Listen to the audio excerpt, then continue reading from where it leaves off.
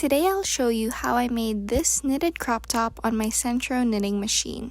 Okay, so as usual, we put it first on the panel knit setting, and when it comes to panel knitting, I like to start on the 4th pin of my Sentro machine, and there I will just place the yarn, make sure it's fastened, leaving a tail, and then alternate between putting the yarn in front of the pin and behind the pin. So I will continue doing this until I reach the last prong, all the way at the end, that's color white. So pagkatapos ilagay sa white prong, or after we put it on the white prong, we will be putting our yarn into the yarn feeder, which is the lower part you can see here, and I'm feeding it in. And then we will start turning our crank the other way back to where we originally started, because we are knitting in a panel instead of a tube.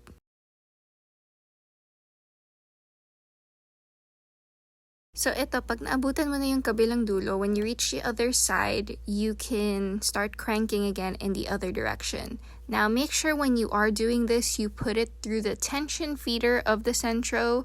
My tension feeder right now is broken because I stepped on it, so I am holding it for manual tension because I want a tighter tension since this yarn is thinner compared to what the Sentro recommends you use. Another thing I want to say is that I start on the 4th pin instead of the 1st pin, because when I start on the 1st pin and then I go all the way to the end, the yarn on the 1st pin keeps popping off, and not in the fun way.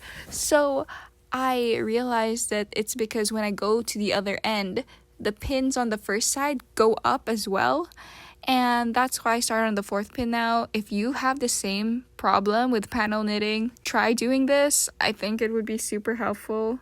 So just repeat the process of cranking clockwise and counterclockwise and vice versa over and over again until you have your desired amount of rows.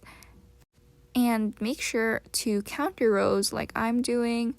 I have 70 rows for each panel, and I'm manually counting them because my counter on my knitting machine only works when I use the tube setting. After that, you remove your yarn from the feeder and place your giant yarn ball in the center. Then you crank in the opposite direction towards the other end with no yarn feeding through the machine. And after you do that, you can now cut off your yarn. Make sure the tail is pretty long. I would say it would be best if it was around the circumference of your knitting machine. Now you're just gonna thread that tail through the needle that comes with your Sentro knitting machine, and you place each loop through the needle like so.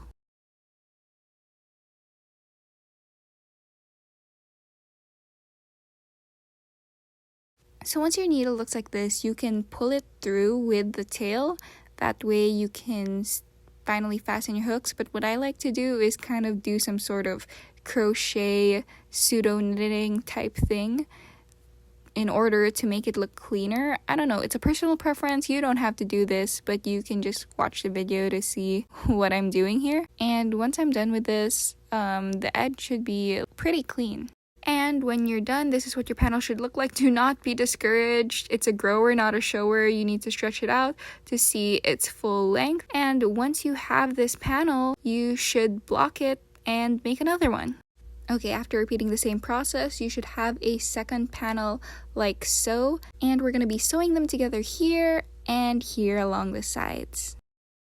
And this is what it should look like afterwards. I used a slip stitch to connect them, but you can just sew them normally, like with a needle and thread. And this is what it should look like. I just really sewed yung corner and then the sides. Trying it on, and as you can see on the lower hem, it is curling up, and that's because I didn't block it for very long, but you should block it longer. And what I'm going to be doing here is I am going to be crocheting my own hem or trim, and I use a border of single crochet, add a row of double crochet, and then another row of single crochet. And this is what it will look like afterwards. As you can see, this is what my border looks like. I've added also on the sleeves and on the collar of the garment. And then I crocheted a bralette to go with it since it is a bit sheer, but it will look less sheer if you use a thicker yarn or the recommended yarn of the Sentro, but it's still the same basic foundation. If you do, you can still sew together the corner and the sides to create this shape.